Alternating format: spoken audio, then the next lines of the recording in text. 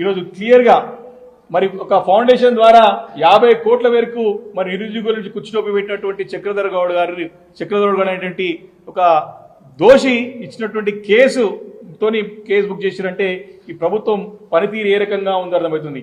ఈ రకంగా 22,000 మందిని ముంచినటువంటి ఇలాంటి చక్రధర్ గౌడ్ లాంటి వ్యక్తుల్ని మీరు ప్రోత్సహిస్తున్నారు ఈరోజు రేవంత్ రెడ్డి గారు అని చెప్తే వారి యొక్క మానసిక పరిస్థితి ముఖ్యమంత్రి గారు ఏ రకంగా అని చెప్పి గుర్తు చేసుకో. ఈ రకంగా కిడ్నాప్ కేసులలో కూడా ఇన్వాల్వ్ అయినటువంటి వ్యక్తి ఈ చక్రధర్ గౌడ్. అదేవిధంగా మరి ప్రేమ అప్పు కిడ్నాప్ అయిన దానిపైన సాక్ష్యాధారాలతో పాటు అరెస్ట్ అయినటువంటి వ్యక్తి ఈ చక్రధర్ గౌడ్. ఈరోజు ఉద్యోగాల పేరుతో ఆ రోజు బీజేపీలో ఉన్నటువంటి ఈ వ్యక్తి గణన మోసం చేసి అరెస్ట్ అయ్యి పోలీసు యొక్క ప్రెస్ మీట్ లో కూడా మరి దోషిలుగా నిలబడినటువంటి వ్యక్తి ఈ చక్రధర్ గౌడ్.